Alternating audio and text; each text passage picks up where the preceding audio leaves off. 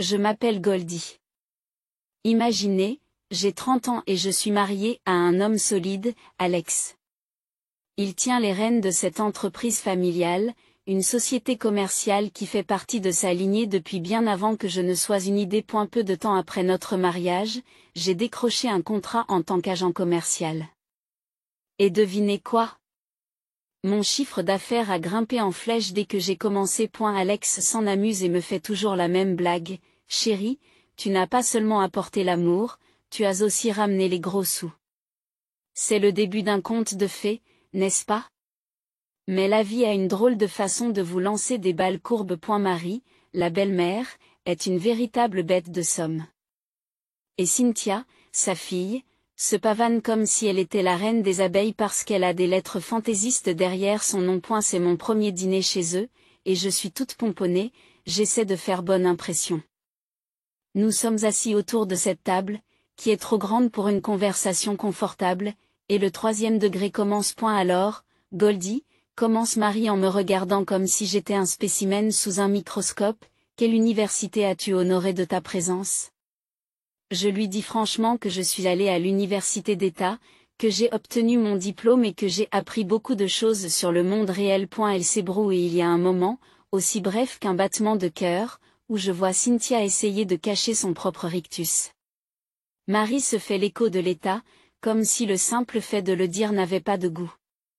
Et Cynthia, oh, elle se jette à l'eau, aussi satisfaite qu'un chat dans la crème. Un MBA de Harvard de mon côté. Elle s'enorgueillit, se penchant en arrière avec ce sourire en coin qui m'a pris aux tripes en une minute. Je ne suis pas du genre à reculer, alors je lui réponds, cool, mais c'est ce que tu as là. Je tapote ma tête. C'est ça qui compte.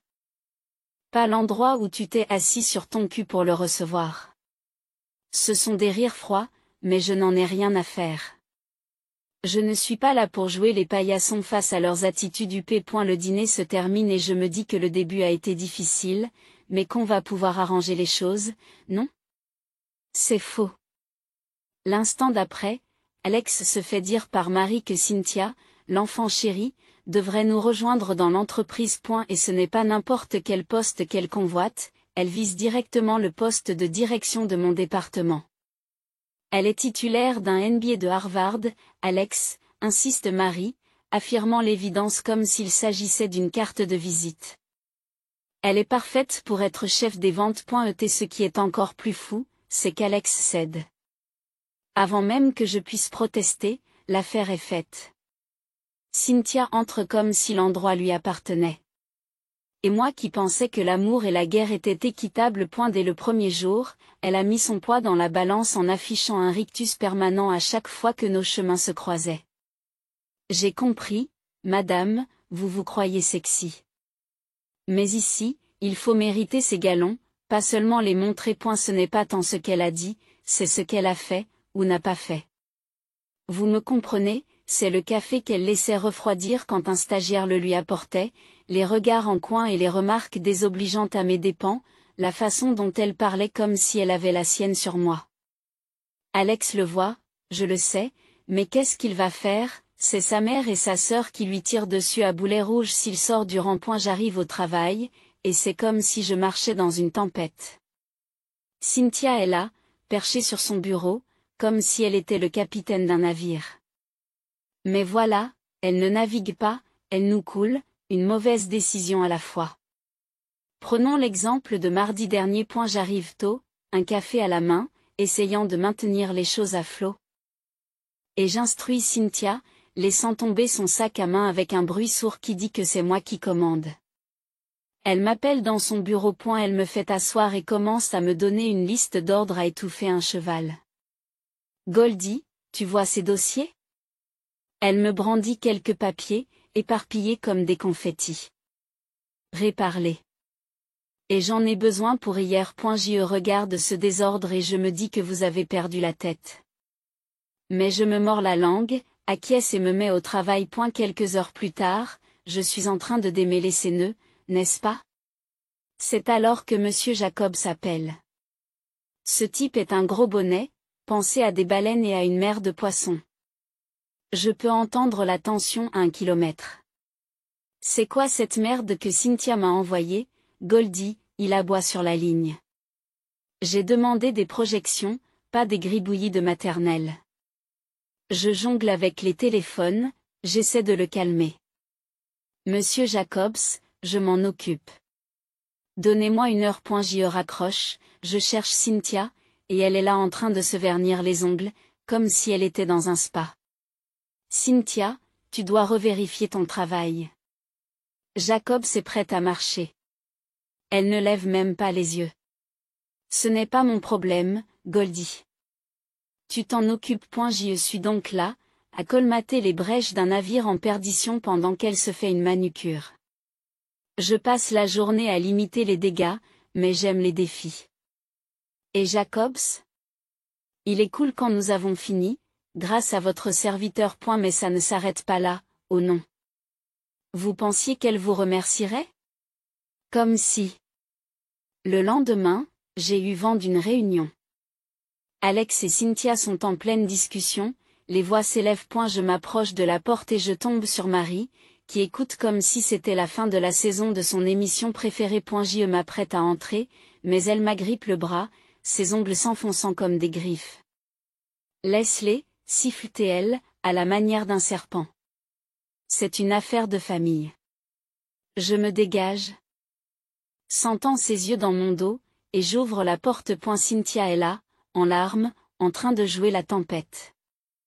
Alex, j'essaie, mais Goldie est toujours en train de me décrédibiliser.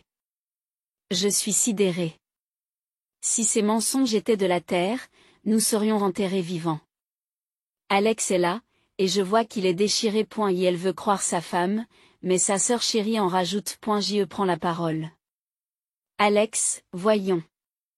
Toi et moi savons que c'est un tas de conneries. Cynthia s'agite dans tous les sens, c'est du théâtre. Elle me pointe du doigt, m'accuse comme si j'étais le méchant d'un roman de pacotille. Nous sommes nez à nez, pratiquement. Tu veux t'expliquer, Jacobs, alors? Je la mets au défi, d'une voix posée. Alex prend la parole, les yeux fatigués. Ça suffit, tous les deux. Je respire profondément, prêt à en découdre, mais Marie fait irruption, coupant l'air comme un couteau. Goldie est juste jalouse, Alex. Tu peux le voir. Je suis sur le point de dire ce que j'ai à dire, mais c'est comme parler à un mur avec ces deux, non, trois. Ils se sont fait une idée, et je suis le méchant de leur conte de fées. C'était un mardi, rien d'extraordinaire, jusqu'à ce que je reçoive l'appel. Alex avait eu un accident. Un abruti a grillé un feu rouge, et mon monde a basculé. L'hôpital, les machines qui clignotent, Alex qui a l'air trop calme, c'était comme un cauchemar dont je n'arrivais pas à me réveiller. J'étais dans cette chambre d'hôpital, avec l'impression que quelqu'un m'avait vidé de mes entrailles. Mais voici l'histoire, qui, croyez-moi, a fait descendre mon cœur encore plus bas, si c'est possible. Selon le testament d'Alex, seul un parent de sang peut reprendre l'entreprise. Cela aurait dû être nos enfants, si nous en avions. Sans eux, c'est son plus proche parent qui a été désigné, et il s'est avéré que c'était sa sœur, Cynthia. C'est ainsi que je me suis retrouvée à l'extérieur de la société. Mon mari n'a même pas encore froid. Et déjà les loups tournent autour de lui. Alors que je me noie dans le chagrin, voici Marie et Cynthia, pleines d'entrain et sans sympathie, qui se partagent déjà le butin avant même que la bataille ne soit terminée.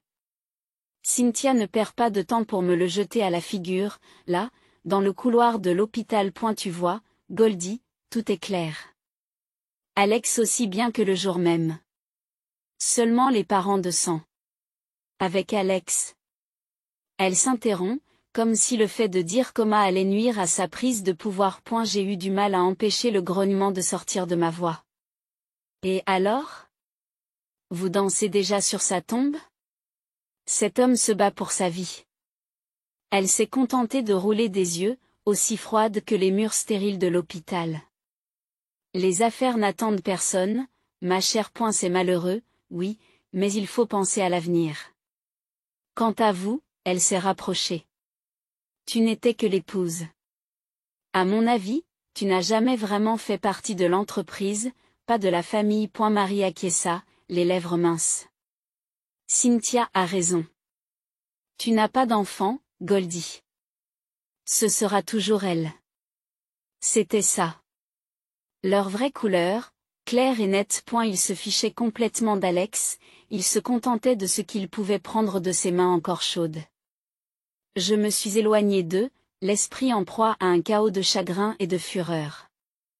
Je devais faire quelque chose, mais quoi? Chaque fibre de mon être était tissée dans cette entreprise, dans la vie qu'Alex et moi avions construite. Je n'allais pas les laisser nous la voler. Les jours se sont transformés en semaines, et Alex ne s'est pas réveillé.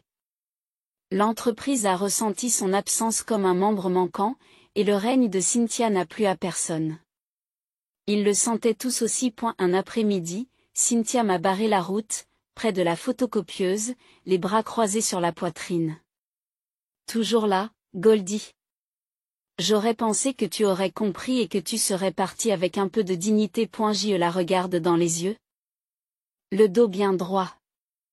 De la dignité? Tu ne la reconnaîtrais pas si elle te mordait. Ce n'est pas fini, Cynthia. Son rire était vide, mais ses yeux étaient vifs. Oh, c'est fini. C'était fini à la minute où le testament a été rédigé. Femme aimée d'Alex ou pas, vous n'êtes rien pour cette entreprise. Tu ferais mieux de chercher un nouvel emploi. Je me suis mordu l'intérieur de la joue, goûtant le sang. Nous verrons bien. J'ai tourné les talons et je l'ai laissé là. Ces paroles étaient censées me blesser profondément, mais elles n'ont fait qu'attiser mon feu. Je n'allais pas me laisser faire. Les employés étaient avec moi. Ils savaient où se trouvait le cœur de l'entreprise, et ce n'était pas chez Cynthia. Jour après jour, je me retrouvais dans la même routine, m'installant sur une chaise à côté du lit d'hôpital d'Alex après avoir survécu à une nouvelle guerre d'entreprise. Le bip des machines était devenu mon malheureux compagnon, la bande sonore de nos conversations unilatérales. Malgré le coma, je racontais tout à Alex, en espérant, en priant pour qu'il m'entende. Alex, tu n'imagines pas le cirque qu'est devenu ton entreprise. J'ai commencé à parler d'une voix basse et fatiguée. Ta sœur a pris le pouvoir, s'est frayé un chemin à travers le conseil d'administration et s'est installée dans ton bureau, comme si elle était la reine du château. Elle a limogé Dan et Rita, comme ça, parce qu'ils ne voulaient pas s'incliner. Et les clients, ils quittent le navire à gauche et à droite. L'affaire Henderson, celle sur laquelle tu as travaillé pendant des mois, est morte dans l'eau.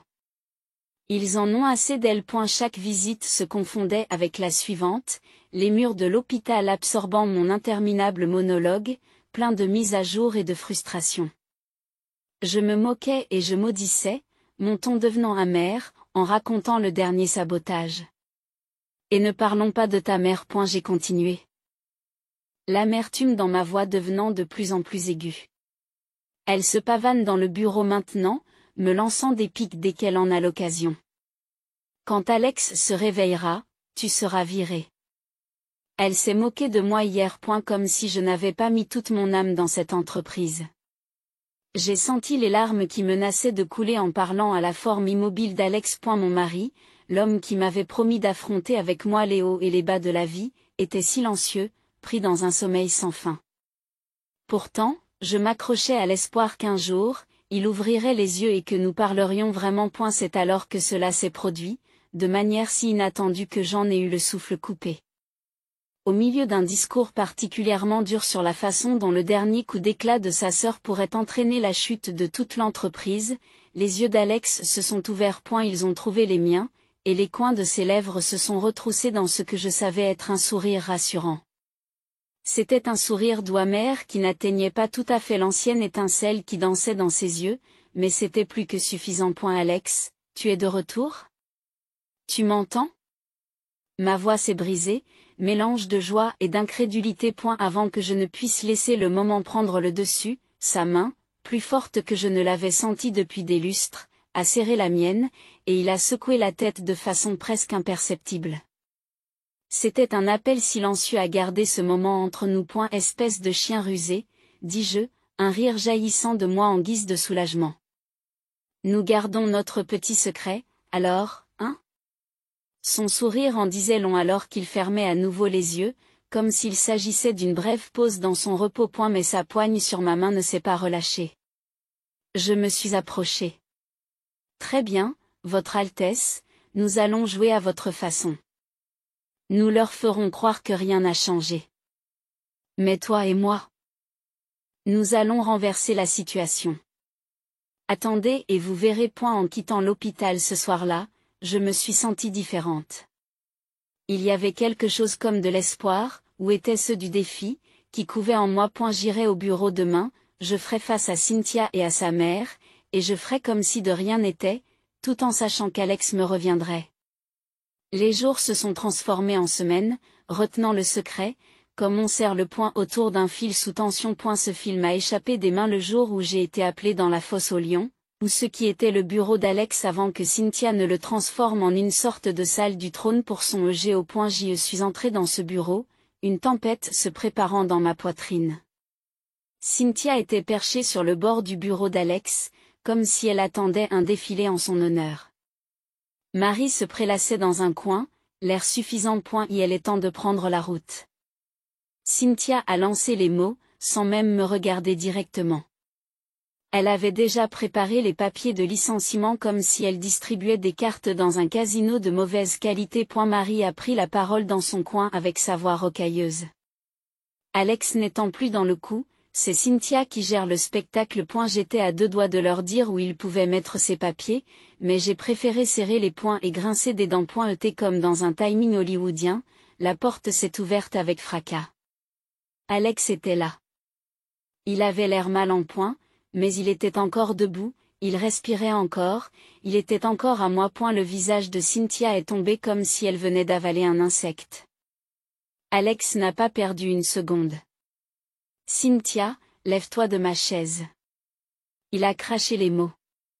Sa voix n'avait pas la puissance habituelle, certes, mais elle était mordante. Mes yeux avaient du mal à se détacher de lui, mais je devais voir la réaction de Cynthia. Son visage se tordit comme si elle mâchait du verre. Qu'est-ce que... Alex? Comment ça va? Alex lui a coupé la parole. Debout? En train de parler? Surprise? Sœurette. Je ne suis pas aussi partie que tu l'espérais. Marie a essayé de soutenir sa fille. Ce n'est pas le cas. Il est censé être foré dans un lit. Oui, la vie est pleine de surprises. Alex a répliqué, ses yeux ne quittant pas Cynthia. Maintenant, lève-toi de ma chaise. Nous allons avoir une discussion très agréable. Cynthia se lève, trébuchant un peu comme si ses jambes étaient faites de nouilles mouillées. Tu ne peux pas revenir comme ça, Anne. Et quoi? Reprendre mon entreprise? Oh, je crois que je peux le faire. Alex l'interrompt en se rapprochant de son bureau. J'ai fait un pas en avant, me plaçant à côté d'Alex. Nous deux. Un front uni. Oui, Cynthia. J'ai participé. Faire tomber les gens sur le cul, c'est votre spécialité. Il est temps de voir ce que ça fait, hein? Cynthia serra la mâchoire si fort que je pouvais entendre ses dents grincer, tandis que Marie essayait encore d'assimiler la scène, comme si son logiciel avait planté. Alex, tu es malade. Tu as besoin. J'ai besoin de retrouver ma société. Vous deux. Il leur fait un signe dédaigneux de la main.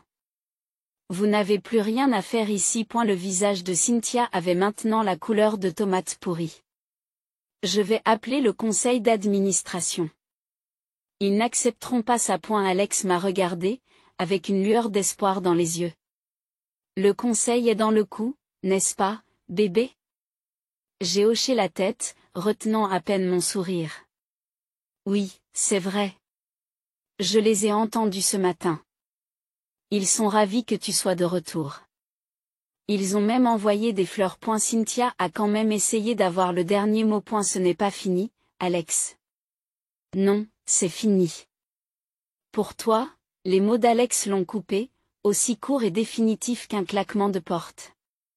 Les yeux de Cynthia passèrent d'Alex à moi, la défaite se faisant enfin sentir, et elle attrapa le bras de sa mère. Elles sont parties, non pas avec un parfum de victoire. Mais la queue entre les jambes. Ensuite, il n'y a eu que nous, seuls dans la pièce qui avait connu plus de drame qu'un feuilleton. Tu l'as bien joué, Alex. J'ai eu peur moi aussi. J'ai réussi à le dire, mon garçon se débarrassant des dernières traces d'inquiétude et de peur. Il s'est affaissé sur sa chaise et m'a regardé avec ses yeux que j'ai adorés. Il fallait que ce soit crédible. Je ne pouvais pas les laisser ruiner tout ce que nous avions construit. J'ai pris sa main, un élan de fierté m'a envahi. Ils ne l'ont pas fait. Et ils ne le feront pas. La poigne d'Alex s'est resserrée sur ma main, le combat est toujours elle. Il est temps de limiter les dégâts. J'ai répliqué, plutôt comme un réparateur à part entière. Mais ensemble, nous allons tout réparer. Alex a ri, de ce son familier, mais cette fois-ci, c'était un peu plus victorieux. J'ai ri aussi. C'était fini, au moins pour cette fois.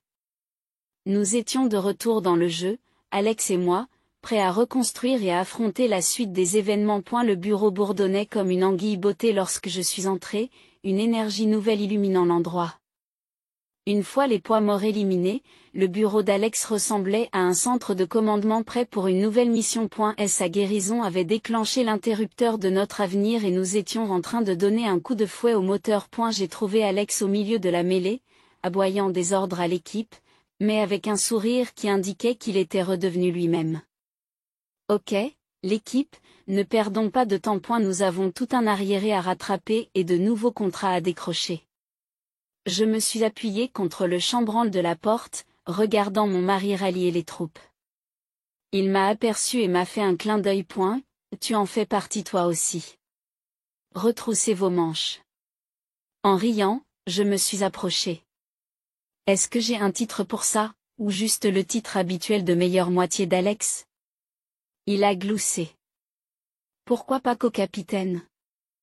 Co-capitaine a bien sonné, alors j'ai acquiescé. Co-capitaine, au rapport. Se tournant vers l'équipe, Alex a fait les présentations. Tout le monde, je vous présente la co-capitaine de ce navire. Elle l'a dirigé à travers la tempête pendant que j'étais à l'extérieur.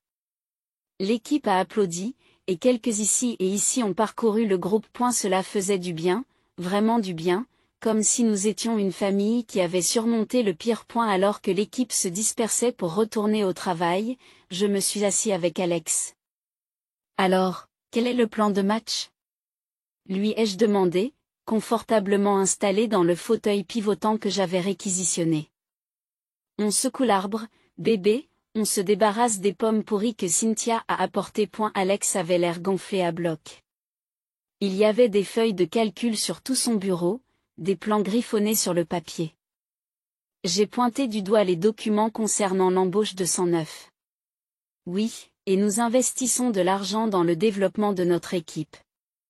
Formation, séminaire. Plus question de les jeter dans le grand bain. Elle m'a répondu en soulignant une section où il était question de la croissance de l'équipe. J'ai ajouté qu'il ne s'agissait pas seulement de la survie du plus fort. Alex a secoué la tête, non, il s'agit de prospérer, pas seulement de survivre. Nous savions tous les deux que l'effervescence qui régnait au bureau ne se limitait pas à l'activité des gens. C'était l'espoir, le redémarrage et la recharge. C'est alors que mon téléphone a sonné. C'était un message de Ted, notre ancien fournisseur. Il pose des questions sur les contrats. Devrions-nous le faire revenir? Alex s'est arrêté un instant. Oui. Je pense qu'il est temps. Il était avec nous depuis le début. Et ne renonçons pas à la loyauté. J'ai acquiescé. La loyauté paie. Je vais préparer quelque chose d'agréable et de confortable. Le mot confortable fit sourire Alex. Il savait que cela signifiait des termes suffisamment bons pour enfermer Ted dans un endroit étroit. Alors que je m'apprêtais à me lever pour m'y mettre, Alex m'a pris la main. Je n'ai jamais pu le dire correctement. Merci. Pour ne pas avoir abandonné quand j'étais, eh bien, tu sais. J'ai serré sa main. Pas besoin de remerciements. C'est nous contre le monde, pas vrai, c'est ça? Il a confirmé. Et nous nous sommes regardés dans les yeux dans un moment de compréhension silencieuse, le genre qui dit que nous sommes une équipe, contre vent et marée. Mon téléphone a vibré. C'était Cynthia, qui parlait d'un autre entretien d'embauche raté. Ils ne comprennent pas, vous savez. J'ai l'étoffe d'un chef. Ils veulent que je reparte de zéro. Pas question. Alex a entendu et a secoué la tête. Elle doit commencer au bas de l'échelle, apprendre à ramper avant de pouvoir donner des ordres. J'ai acquiescé. C'est vrai. Mais essaie de lui dire ça. Cynthia n'était pas la seule famille à avoir des maux de tête. La mère d'Alex était un bourdonnement constant dans notre arrière-plan, furieuse que le robinet de l'argent soit fermé. Elle a rappelé, et Alex a jeté un coup d'œil au téléphone, le laissant sonner. Encore ta mère ? Ai-je demandé, connaissant déjà la réponse. Il a soupiré, oui, elle a fait sauter mon téléphone depuis que j'ai arrêté les rentrées d'argent. Le souvenir qu'ils ont supposé le pire quand Alex était malade, à la limite de l'encerclement par les vautours, est resté frais. Alex a finalement décroché à la 5e sonnerie, en restant discrète. Maman, c'est fait. Il faut que tu t'en occupes. La ligne est devenue très bruyante, très vite. La voix de sa mère a retenti, mais Alex a tenu bon. Lorsque l'appel s'est terminé, il était fatigué, mais ferme. Plus de passe-droit. J'ai passé un bras autour de lui, ça va ? Il a hoché la tête, oui, c'est épuisant. Ne les laissons pas gâcher cette soirée, d'accord, suggérai-je, voulant éviter le drame pour une fois. Il est d'accord. En plus, a-t-il dit, il y a quelque chose de mieux à dire. Son allusion est restée en suspens et j'ai souri. Un bébé, il m'a répondu par un sourire plein d'espoir et d'amour, ses yeux s'illuminant à l'idée de cette possibilité. Passer d'un drame familial à notre propre petite unité semblait être la bonne décision.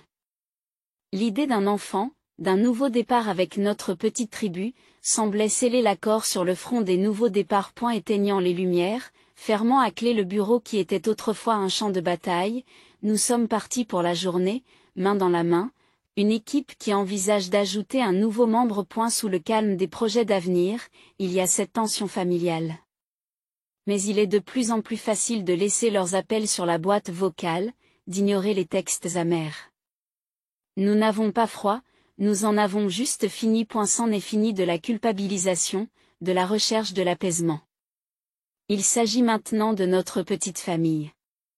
Et peut-être, juste peut-être, ce nouveau départ n'est pas seulement un nouveau chapitre de l'entreprise. En rentrant chez moi, j'ai réfléchi à cette question, en regardant les petites chaussures de bébé que nous avions achetées impulsivement, un symbole d'espoir, de nouvelle vie. Alex a commencé par parler des prénoms de bébé. J'ai étouffé un rire. Déjà ? Il a haussé les épaules. Il n'est jamais trop tôt. Les lampadaires clignotaient, chacun étant un phare dans le silence facile de notre route, chacun nous guidant loin du chaos et vers quelque chose de meilleur.